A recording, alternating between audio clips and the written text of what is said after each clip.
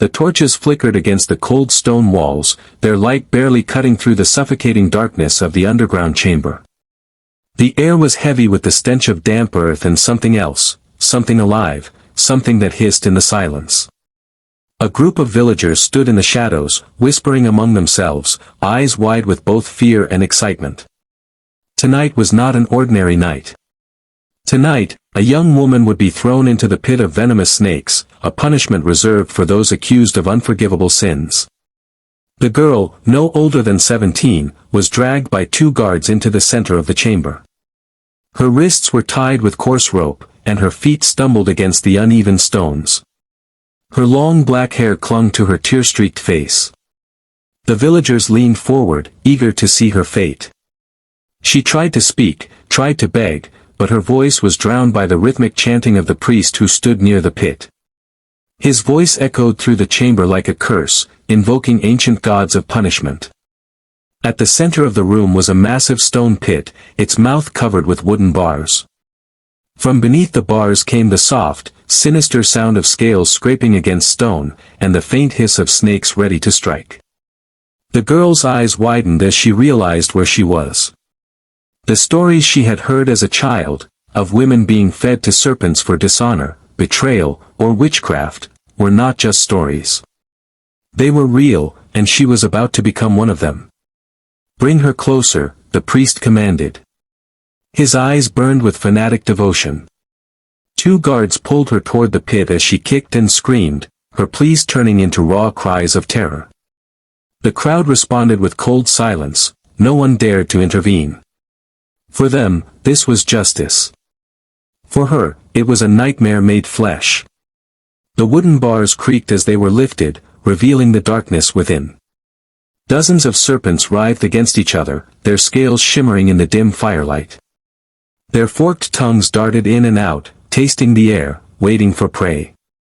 The girl froze in horror, her body trembling violently.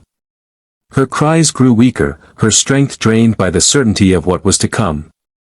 The priest raised his hand high and shouted, "Let the venom cleanse her soul." His voice thundered through the chamber, and the villagers roared in agreement.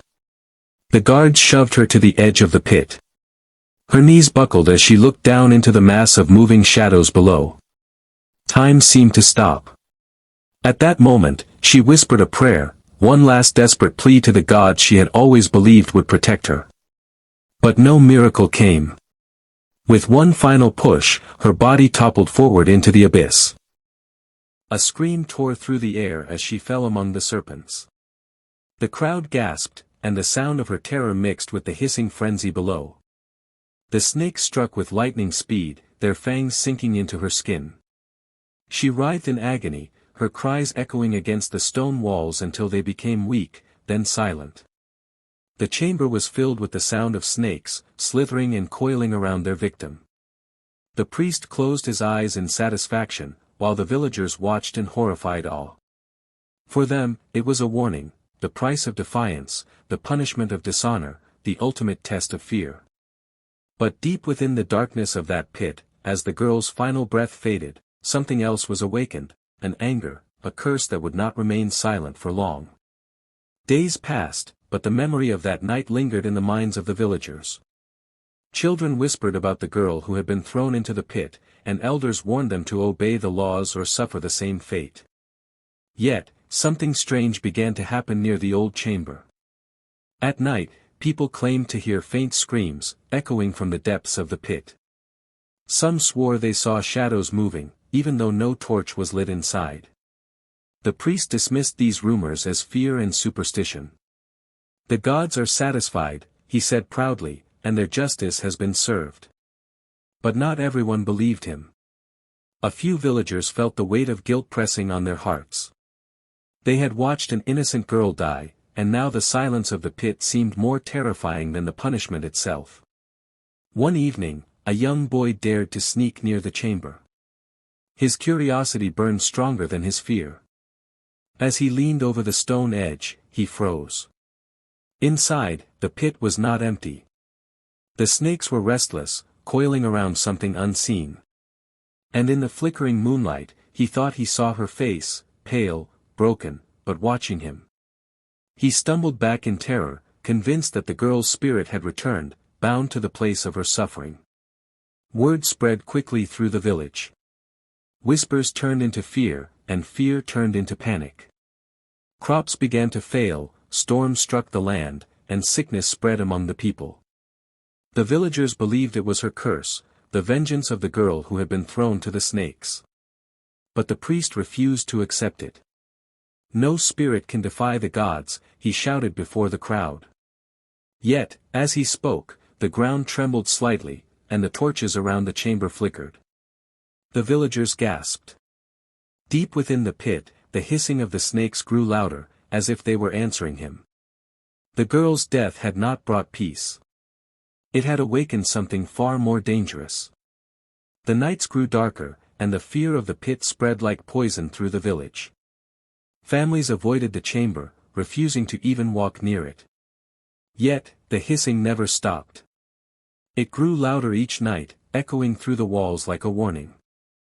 The villagers began to believe that the snakes were no longer alone, that the girl's spirit had taken form among them, controlling their wrath. The priest, desperate to prove his power, announced a ritual to cleanse the curse. "We will sacrifice another," he declared, his voice trembling though he tried to hide it. The villagers gasped, but none dared to challenge him.